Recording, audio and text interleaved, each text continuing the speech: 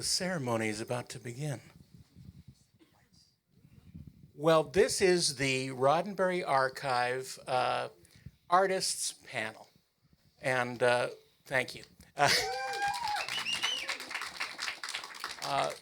My name is Daren Dochterman. I'm one of the panel of advisors, Star Trek advisors, included in the archive. And with me on that illustrious panel is the wonderful team of Mike Okuda and Denise Okuda. We have our visual effects coordinator, producer, Mark Spatny. And we have three of the most amazing artists, CG creators, recreators. We have Donny Versiga. We have Geoff Holman and the illustrious Neil Smith. Oh, he gets illustrious. I see how it is. Well, yeah. You're not illustrious. He's illustrious. He is, yeah.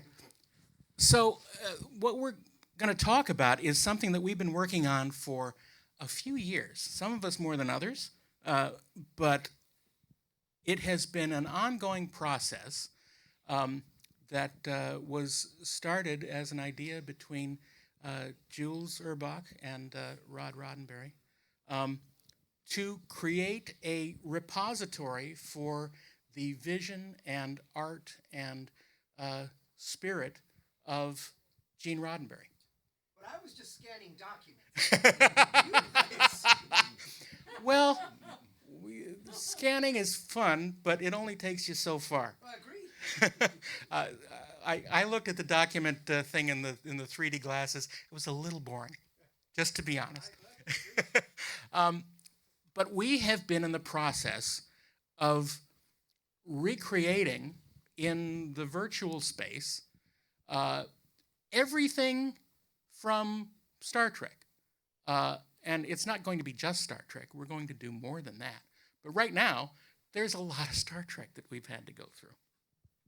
And the process has been going on for almost 3 years. I mean, officially. And I just want to, 5 years for you guys.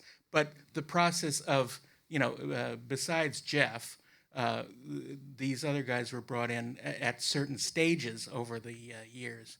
And I want to open it up to Mike and Denise. Can you talk a little bit about how you were first approached to be part of this and what have you done so far?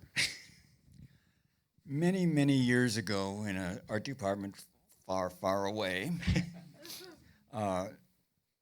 Eugene Roddenberry, who is now executive producer on a lot of the Star Trek shows, during Next Generation, his father would bring him in to work as a production assistant. So he would ride around the lot on a bicycle and delivering blueprints. And in the process, the job of production assistant, by the way, is a hugely valuable entree into the world of production because you meet everybody.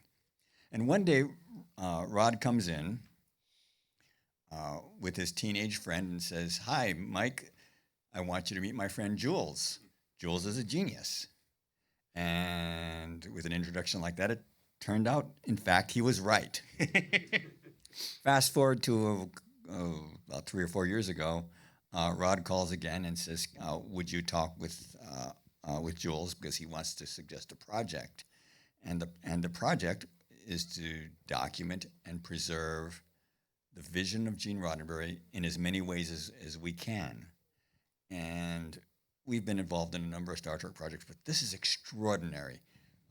The Otoy Incorporated and the Roddenberry Archive and this team putting extraordinary efforts into documenting what did those ships look like, what did those sets look like, what were they theoretically like. You see, today, it's not hard to go on the internet and look for Star Trek stuff. Come back 10 years, 20 years, 50 years from now, it's not going to be the case. The archive will be a museum-quality repository of information of how this extraordinary piece of popular culture, of scientific culture, of television production came to be. I think one of the things that really resonated with us when Rod contacted us and Jules, that we had known them for many, many years, is that we keep saying, well, this is the last Star Trek project we're going to work on, and we've been saying that for years. But this was unique. This was special. This was taking something that both Mike and I believe to our core, which is the hope and optimism of Gene Roddenberry's Star Trek, and preserving it for generations to come, which we think is, hugely important. The other thing that has been very rewarding and quite frankly, we treasure is the people that we are working with. Some of them are here. They share the passion for Star Trek as much as we do. So when we have our weekly Zoom meetings with our art review every Friday with additional artists that aren't here, it's like family, and we're all on the same wavelength, and Mike and I are continually blown away with the quality of the work, and so we're very excited about this project. It's a passion project. It's a passion project for a lot of us, and it's holding something very near and dear for the future generations, so that they will know what an amazing man Gene Roddenberry was, and what he gave all of us, and that's one of the reasons we love working on this project so much. Mark, you're sort of the latest person to join us. You've been here for a year or so, maybe About 18 months now. 18 months. You actually came on to help us organize everything and help us from going off the rails. Tell us a little bit about your background and how you came into this group. Sure. My background is as a visual effects supervisor for television. I've been in the business about 25 years, worked on 30 or so different shows. Right before coming to the Roddenberry Archive, I had done the peripheral for Amazon, and we were in that hiatus period, waiting to find out if we were going to get renewed. It turned out we weren't, but also it was the writer's strike. So during that period, Mike reached out to me and said, because we had Star Trek friends in common, hey, I hear you're available and we could use some help organizing. There's this thing called the Roddenberry Archive. And I'm like, cool. That's actually really interesting to me, because one of my mentors when I first got into the business doing television visual effects was Dan Curry, who was I think he won 9 Emmys for doing the 4 visual effects, the 4 Star Trek series. And he was somebody who, really helped me early in my career. And so I was like, I would love to honor Star Trek. This would be very cool. So yeah, I came on board, and it's really, I help manage a team of about 20 artists who work all over the world. We've got people in Brazil, Argentina, South Africa, 3 or 4 in England, Ohio, Vancouver, San Francisco. I'm sure there's more. And it's really just helping kind of keep them all on track and prioritizing and figuring out like what they'll come to me and go like, I'm ready for a new thing. What should I work on next? And I try and figure out like, okay, what did the fans like? What are we excited about right now? What things would people be really excited about to come to the archive and visit? And we assigned a task like that. And I have to say that it's been working a lot more smoothly since you've joined us. I appreciate that. I have to say. So, Geoff, you are kind of the old master here, because you've been working with Jules for many years. Tell me a little bit about your involvement. Yeah, it dates back to like when I was 19, and Jules found some of my artwork online, and been working with him ever since. And it's been a lot of really amazing opportunities, and then to join this team was pretty amazing. It's every week's like feels like a little bit of a competition almost to see who's got the coolest stuff. But the thing is, everyone wins because everything is great. That's the problem with that competition, is that you can't choose. But you've been looking at the slideshow in the back and seeing some of the amazing work that these guys and others have done. What's your favorite thing that you've worked on so far? There's so many. I know, that's why I asked. Yeah, some of it I can't talk about. Which Well, is kind of some of my favorite stuff right now. But like Talos 4, surface and underground stuff. Can't talk about Talos 4 either. Yeah, technically. First rule about Talos 4. There's a whole federation regulation about that. that's right, yeah. Under penalty of death if you talk about it on a panel. Well, I guess I'm out. All right, I disrailed you. I'm sorry. Neil, I think you're the next in terms of activity in the archive. Tell us about your start with it. I had built a CG model of the Enterprise from the motion picture, the refit, and I had put out some renders of it online and stuff like that. And I got an email from this guy named Jules at Otoy, and I knew Otoy was the company that made the render I was using, Octane. And I went to one of my buddies. I was like, hey, this guy Jules from Otoy just emailed me about he's doing something with Gene Roddenberry's son, and he wants to use my Enterprise model. And my friend's like, dude, that's the CEO of Otoy. And I was like, oh. So anyway, long story longer, I ended up incorporating that model into the archive, and I guess my primary task right now is the one-to-one scale reproduction of the refit Enterprise from the motion picture inside and out. Yeah. Yeah, when's that going to be done? The 2029, did we say? 'Cause for the 50th? Did we say that? I don't know. I said that. Uh-huh. And I hopefully I'll make that. But yeah, I'm on deck 6. But you're doing Going- every going down. deck, Yeah. every room, Yeah. every nut and bolt. It's by far the most, and I've been doing this stuff for 30 years. It's by far the most challenging creative project ever, because I'm not designing. I am designing stuff that Harold Michelson would have designed in 1977, 78, whatever. So all of my references that I kind of use to figure out what the interior looks like has to come from the mid 70s or the late 60s. And so I can't use anything from, like Undiscovered Country or movies that came after that or any other, science fiction or art format. It all has to come from the 70s, and it all has to look like it was designed as a set for a movie as opposed to an actual functioning thing on a starship, but it still has to be an actual functioning thing on a starship. So it's a lot of parts to keep in the air at the same time. It's an interesting problem because when I used to teach at Art Center, we had a class that basically taught you how to determine what design language is and how to bring that into new designs so that everything fits.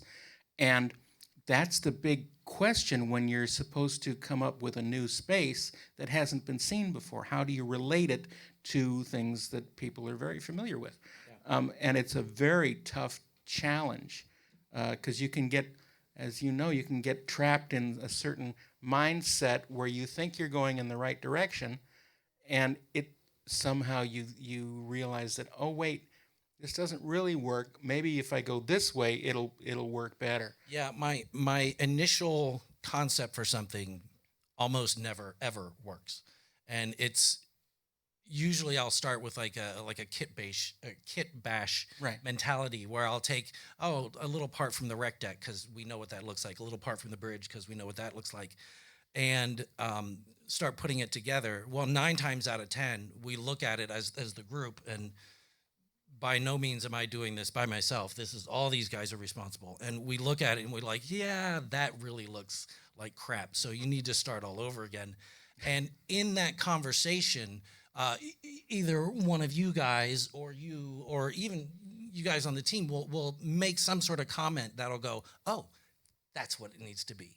and then we go and revise and Can I explain the process a little bit? Because I think that would be interesting to people. Absolutely. So we have, like I said, a large team of artists who are all over the world, and they're all passionate about Star Trek. Like, I've seen every episode of Star Trek and every movie multiple times, but I am like a neophyte in Star Trek compared to these guys.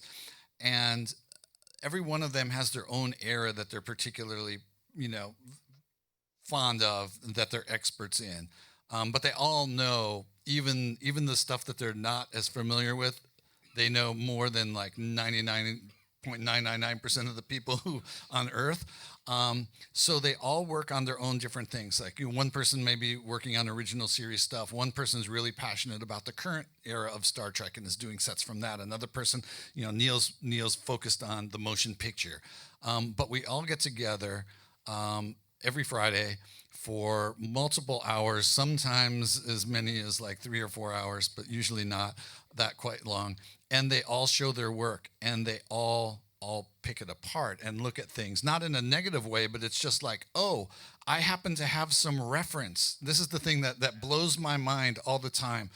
I just saw it the other day. We're sitting in a meeting, and there's somebody who's working on a particular piece of fabric for something, and it wasn't quite right. And immediately one of the other artists in another country was just like, oh, I know an article that was done about the costumes from that era. There was an interview with a costume designer from about 6 years ago. Click, and there's a link like popping up in the chat to go look at. And it's like all the information is right there. Yeah. It's crazy. There was one time we were talking about carpeting in one of the sets. And I think it was actually the same artist said, oh, I know that when that set was struck, the art department cut up that carpet into squares, and there was a person who sold it at conventions. I've got a friend who's got one of the squares, and I can get that scanned for us. And so this is the level of detail that these guys go to recreate these sets. And the way it works is, it's really, they show their CG environment with a screenshot from the exact same angle from the show. And when Mike and Denise and Daren can't tell the difference between them, that's when it's right. Which is usually the case, actually, unless it's, completely off base somehow. It should be noted that the three of us are theoretically there as the Star Trek experts, and we'll say, well, it was like this and this. And then Donnie will say, well, no, actually, what you did was that. Oh, yeah. And 9 times out of 10, he'll be right. Well, which brings up Donny Versiga. Donnie, you are, you could say, a fan of the original series? Yeah, I mean, yeah, totally. My first memory of watching TV with my dad was the original Star Trek. And I thought it was real. I thought it was being beamed to my TV from outer space, and I was watching people on a space mission. It is real. In real time, right. Yeah, so and so that has kind of carried me through my career, is my love of the original series. You have been the guy that we go to whenever there's a question about TOS and what the sets look like, what the props look like. You go into an inane amount of detail and precision in your work, as you can see on some of these. Yeah, one of my mottos when I work is that, there's a lot of question like, why are you doing that much detail if no one's ever going to see it? And some people have laughed at this, but I say, just because they don't see it or recognize it, they're going to feel it when they walk into these sets virtually. When you get up close to the walls and you can see scratches or indentations or discoloration, like, I want it to feel like it's a real place. I mean, we all do. And I try to just, through my work, to lead by example at being like, yeah, I may have spent more time on these scratches on this prop than I needed, but I think the end result speaks for itself when I watch people, comment, or Rod commented on it earlier as he was watching it. And I just think that level of detail is what sets this project apart from similar ones we've seen in the past. We have a comment that wants you to talk a little bit about the boat chair that you built. So on the in Star Trek Generations, on the Enterprise B set for the bridge, which was a redress of the set used in the previous 2 Star Trek films, they had some new chairs, and I was tasked with replicating that bridge for the archive. And I did some research on these chairs and found out that they're a common boat chair that you can buy at Bass Pro Shops. And so that afternoon, I went to Bass Pro Shops for the first time and went to the boat chair section, and there it was. And so I bought it, took it home, and had it right there next to me, and modeled all the details underneath that you normally wouldn't see, and how it connects with the base and all that, and yeah, and I had a lot of fun doing it. I love doing that stuff. I love creating all those extra details. And that boat chair is still in my storage unit to this day. and then I go to a camping trip with some buddies last year, and my buddy's got his raft there, and he was loading it into the water, and I go out and I look, and that boat chair, a similar boat chair, the same model boat chair, is on his boat. And I was like, oh, I have a story about this, and I'm telling you now. So, I'm going to open this up to the entire panel. What is something that you really want to work on that you haven't been able to yet? I guess I'll go first. So I haven't been working on any TOS sets in a while, and because I've been moved on to other things, which is great. But when I do get back to TOS sets, I really want to do a really good study model of the Shuttle Bay set scene in the original series. And explore it not only as realizing it as a real space, but actually building a version of it that is to scale, which was what they used to film those scenes in, because it was a miniature model. And so that's been kind of in the back of my brain, like, oh, I can't wait. The moment I get a chance to go back to TOS, I want to explore that set. Next. Yeah, some of the Planet of the Titans concept artwork is very inspiring, and I think some of those scenes would be cool to flesh out. Yeah, like that big Starfleet dome on a cake stand, whatever that is. Some of the planetary shots, like of environments with buildings and stuff, look pretty amazing. Some of it is bonkers, but other things are just amazing. Their bridge is bonkers. Well, oh yeah, yeah. Planet of the Titans was a planned Star Trek movie that would have been filmed in England. The production designer was a gentleman named Ken Adam, who did a lot of the early James Bond movies. The production illustrator was Ralph McQuarrie, who did a lot of the early Star Wars films. And one of the model makers was Derek Meddings, who was model maker on Thunderbirds. And their concept for the Enterprise was very different. And these guys brought it to life for very briefly. It would be lovely to explore it more. Yeah, we did a version of that bridge for our multi-bridge presentation, and it's crazy. It's crazy. And I think we were looking at reference. Wasn't it Things to Come? That was a big inspiration for Ken Adam, because we found some stills from that film, and oh, well, look, here's those tiers that the captain's chair is on, and here's this vaulted thing with the pipes coming through it. It's really amazing as we go through this stuff and we realize connections between all this stuff that is really fascinating. Neil? I'm going to stick with the TMP world. Because I've got the refit in my near future for the next several years, the one thing, how I'm going to answer this is to say something that I will eventually do, but I'm really, really looking forward to doing is the Arboretum, which is the botanical gardens inside the Enterprise. And I've always had there's a little thing I want to put in the Arboretum that I don't know if it'll get past you guys or whatever, but one of the things on the original Enterprise on the bridge, there's a little plaque on the side that says USS Enterprise, San Francisco. It's called a dedication plaque. All of the ships in subsequent Star Trek series and movies have a dedication plaque. The refit from the motion picture did not have one. And in universe explanation is, well, the Enterprise refit was rushed out to help save the universe, and they just didn't have time to. I don't work have on time to make a plaque, Captain. Yeah, exactly. So one of the things that I did in my initial design of the interior of the Enterprise, which I want to bring into this one, is I want to put a little display piece in the center of the Arboretum where, you know, you've got trees and park benches and things like that. And there's a little display there with the original plaque from the original series Enterprise that's just sitting there as sort of like a remembrance type of thing. This is where we came from and everything. So it explains why we don't have one on the bridge, because they didn't make a new one. They just put the old one in this nice, you know, place of honor. I'll approve that right now. Sweet. I'd like to answer that question too.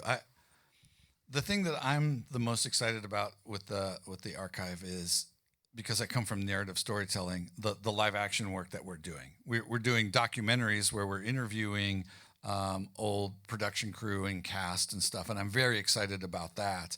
But also, you know, we do some shorts, and you've seen some presented, you know, here today. And those are really exciting for me, and it's a little different, you know, than just creating the sets and stuff. And I think it's really exciting to be telling Star Trek stories in new ways, exploring things that might have been only done in the past in comic books or in novels and stuff, and bringing those to the screen visually in a way that they hadn't been seen before. And that's something, if I may, goes right back to Jules and his deep love of Star Trek and his brain that works so differently than the rest of ours. But all of those weird abstract images that you see in all of the shorts that we've done, they all come from somewhere. Yeah. They're just not, you know, out of you know, his imagination. They all come from, oh, there was a comic book that IDW did in 1996 where on page 3 this thing happens, and so let's make this. And the next scene is something that came from a book written by Diane Duane in the late 80s, and you're like, oh, okay. And so all of that stuff is in his brain, and all of that stuff comes out in those things. And that's, to me, that's what's so fun about it, because we're not making new stuff. It looks new to you. You're like, well, I've never seen, you know, unification. That's new. It's like, no, it's not.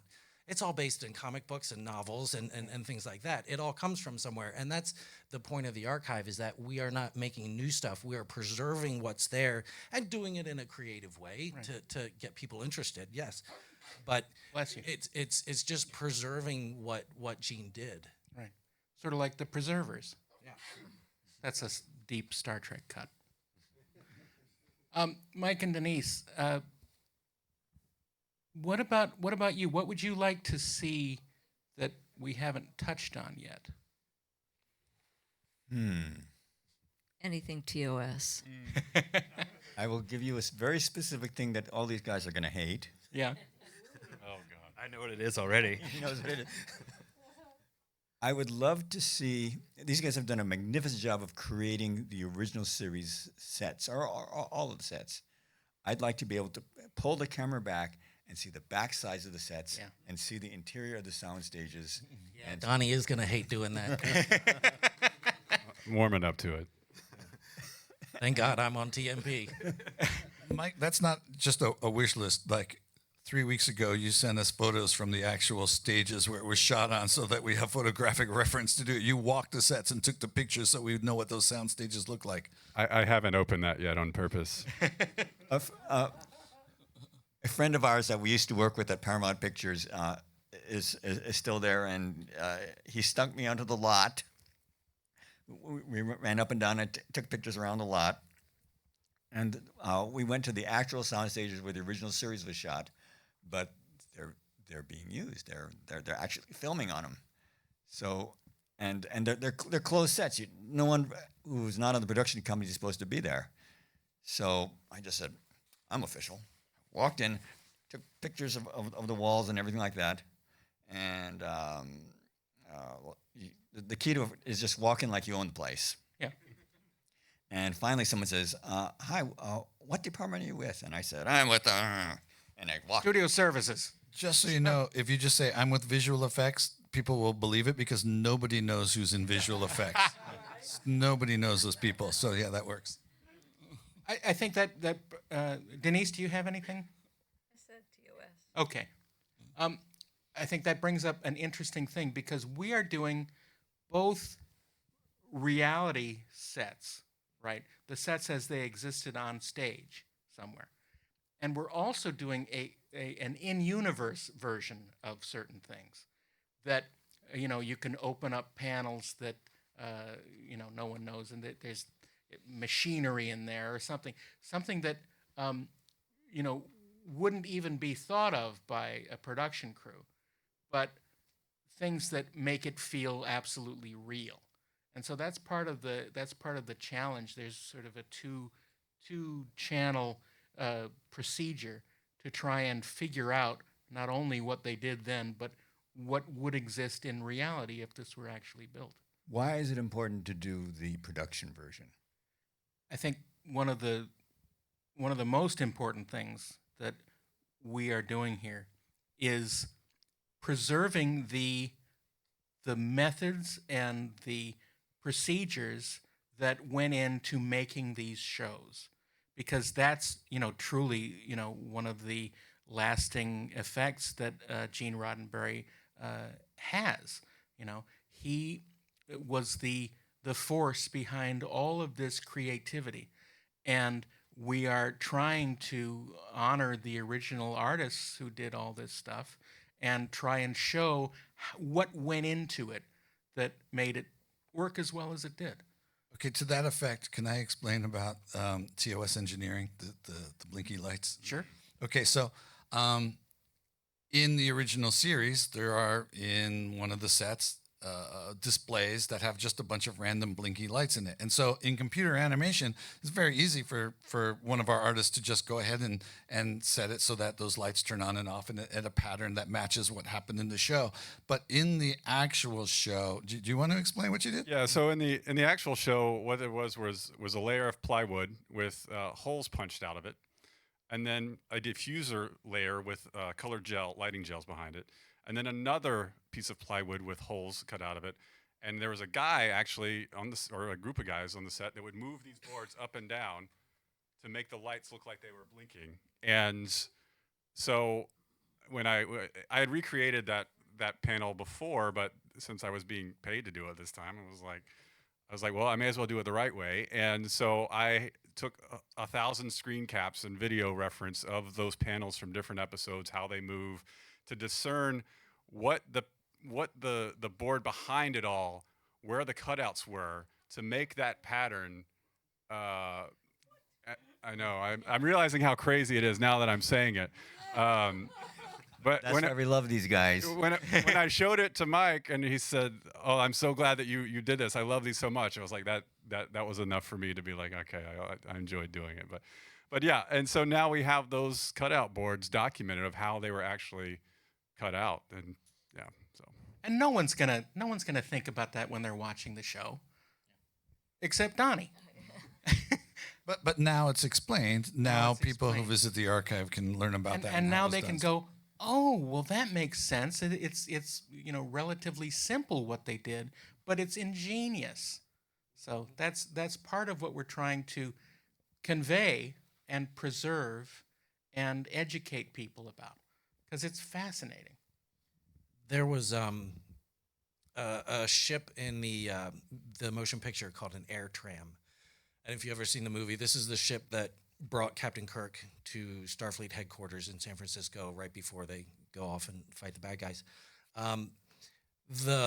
Both the shooting model, which is like yay big, and the full-size prop that William Shatner stepped out of, on the door, there's a little decal that says Starfleet. And Starfleet says Starfleet Command. Starfleet Command was 2 words, Starfleet. And so I'm looking at the model, I'm looking at the movie, and it's 2 words. And everybody who's a Star Trek fan knows that Starfleet is 1 word. But this is the way it was done in 1979, so we made it Starfleet. We got some feedback. Yeah, I got a note from Paramount because we have to show Paramount everything that we make so that they sign off on it and say it's accurate. And they're like, the kerning is wrong in this and this logo, there shouldn't be a space between star and fleet. And Neil was able to provide reference from the show to prove them wrong, and they're like, "Oh, carry on." Yeah, but my point is, what that gave us the opportunity to do is to say, okay, in 1979, these models and these sets were built by human beings. And human beings, the guy who did the decals, maybe the one producer or the guy that he reported to didn't say, hey, you know, that's one word, you know, it's not two. And it just got missed because we're human beings and we make mistakes and we screw up and stuff like that. So yes, we did one that's fixed. That's all one word and everything like that. But we also have a note in the archive that says, hey, in the film, this was built by a human being, and this was designed and painted or drawn or whatever by a human being, and this is in error. But what that does is that it's like, if we've learned anything from today's talk, is like, it's not about technology, it's about humans and technology. Right. And I think that was a really good illustration of that whole, you know, combination or equation or whatever you want to put it. And I think it's very important as we go along to, you know, remember the artists like Ken Adam and Mike Miner and all of the people who have ever worked on these shows and movies, that they were all doing a job and they all did the best they could at the time, and to sort of remember what all goes into this. And I think that's really important. And those guys had no idea that we'd be here 50 years later, No. dissecting it no and way. cataloging it and appreciating it and obsessing over Figuring out the sliding board behind the engineering. Yeah. Oh, geez. Oh. The last 10 years gone. I want to open it up to any questions that you guys might have. You've been looking at these images for a long time. All this is recreated. Not one of these are images from the studio. These are all generated from the Roddenberry Archive. And I just want to, you know, point that out, because sometimes the studio doesn't know the difference. And you want to tell about, I think you should tell about the one thing that they didn't approve this time. Okay, well, yeah, we did a recreation of the scene from the motion picture where Kirk and Scotty are flying up to the Enterprise for the first time, and it's a very emotional scene, and it's paced out where you only ever see a little bit of the Enterprise at once, little glimpses, and then they finally reveal the whole ship and stuff. We did a frame by frame recreation of that. Like, it's spot on. Every little detail is exactly right the way it should be. The models and the lighting and the glints of everything that happens and reflections and all of that. And we showed it to Paramount to put into another project previously, and they thought we were asking to license clip from the movie. They couldn't believe what we actually recreated that. They just looked at it and just thought, oh, well, that's our movie. That's what we. So we'll have to put you in touch with clip licensing to get permission for that. And like, no. This is us. We made this from scratch. I think it's a testament to the integrity and eye that all the artists have, and that's incredibly important. And we're so lucky to have everyone on the team is really good at that kind of thing, and I'm just grateful for it. We're grateful to be part of it. Yes. I'm incredibly impressed by the fact that I was writing questions out here, and I had about 5 of them, and 3 of them were answered exactly the way I would have hoped that they would be, which is about realistic props versus or items versus what's in there, and that you have the 2 different versions. One question is probably to Mike and Denise, which is there anywhere in working on this archive that you felt that your involvement working with Gene directly had an influence in what you were doing that you wouldn't only be able to do because you actually knew Gene or anybody else for that matter, where maybe something that he said that just specifically affects how you're working on the archive from him directly that there was really no other way to know? That's kind of a tough question. Yeah, certainly, I think we're trying to honor Gene by reproducing what some might think of as the limitations of the original work. But by doing that, as Daren said, we're trying to honor the fact that these people, they didn't necessarily, Matt Jeffries absolutely did not have time to figure out what every single deck was. But he was skilled enough to create the impression that he had. And if we can communicate that, I think we're honoring what Gene did and his people did. And I'm not sure if I'm answering your question. Well, it kind of is like gene theory, is what you're saying, and it's kind of where I'm going with that. Is knowing, because Matt worked with Gene and knew how the decks would be, he would know how something would be laid out. Kind of the same question here: is there something that the answer could be no, but there's something where you felt an influence because you knew how he was that helped you even understand the way something was built, even though you weren't there. Well, a very long time ago, I interviewed Gene for a college class, and at this time, Star Trek: The Motion Picture was in development, and I asked him, I don't recall the exact question, but something like, "Is the Enterprise in the movie going to follow the deck blueprints that Franz Joseph Schnabelt had done?" Because I was a big fan of what he had done. And Roddenberry's answer kind of surprised me. He said, "No, we're going to generally follow it, but we're not going to be beholden to every broom closet." He specifically said broom closet on the ship, because the needs of filmmaking and storytelling come first.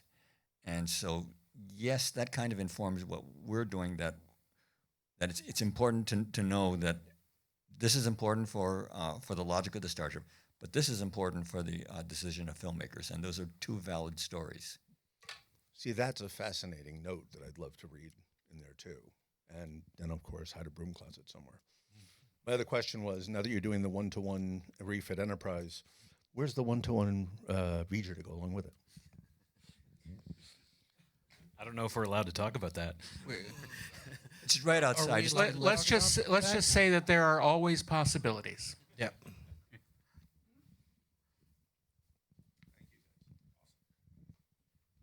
Anyone else? Hi there. So y'all been doing all the hard surface stuff, the models and the spaceships and the sets. Any plans to like do an archive of like more of the, I guess, ephemeral stuff, warp speed effects, transporters, phasers, which varied tremendously over the years and the different incarnations? That's an interesting question. I think we are dealing with some of that in some instances. Yeah, Jim's recreated the stretch warp effect for TNG, for example. Yeah, and we've got TNG transporters that are operational with that same effect. We had many discussions over the ending flare on the TNG warp flyaway at the end of the credits, and that single flare was like 3-4 weeks of back and forth. Yeah. I mean, amongst other things. Yeah. But yeah. And I think something about the archive is that it's ever growing, and we all, the goal is to do everything, and which is hard to kind of grasp sometimes. And this team here is mostly concerned with preserving the visual aspects of Star Trek. But in terms of like stuff like Mike had the idea to recreate each of the different transporter effects we see throughout the series, which would be great. And we have to look at that problem and be like, okay, we don't have any experienced effects artists on the teams. Yes, some of us may have dabbled in it, but we need someone that can really that has that knowledge of how to do particle effects really well on the team. And so we have to take that into the future and be like, okay, so we need to be on the hunt for somebody that's not only good at that, but also a Star Trek fan that really appreciates the details, that obsesses over them, because I think that's kind of a requirement for are working on Or someone who can shoot Alka-Seltzer in a glass. that too, or someone with the knowledge that knows that that's how it was done. Yeah. But without getting into specifics, because I can't yet, there are some things that you guys have been working on recently in the particle animation stuff that is recreating certain things from shows. So that is an ongoing project, yes. Yeah, and a lot of times we go back to how they originally did the effect in order to produce the digital equivalent. Yeah. Yeah, and sometimes that makes it even easier to do because you look at like a transporter effect and you're like, oh, how do I even start figuring this thing out? There's the lines that go down and then it sparkles and then, but then when you talk to Mike and Denise and Darren and say, oh no, that was just a card that they threw on top of there and then they had a dust buster and they just threw chalk all over it or whatever. And you're like, oh, okay, well that makes me, now that I know actually how I can it was parse done, that idea. I can parse that and make it doable. This brings up something that I struggle with every week in our reviews, is that I have to remember that we're recreating things as they appeared at the time. Right. So quite often I'll be looking at something that an artist is working on now from one of the older sets, especially when we get into cinematics, like some of the stuff of the spaceships out in space. And I look and go, well, that doesn't have enough detail, because I'm thinking, if I'm supervising a show now, what would a spaceship model look like? How much detail would there be in it? And I'm feeling like, oh, that's looking kind of plain. And then the guys will have to remind me, like, it was 1966. Right. That's what it looked like. I'm like, oh, we're seeing it 10 right. times better than NTSC has ever shown it. Yeah.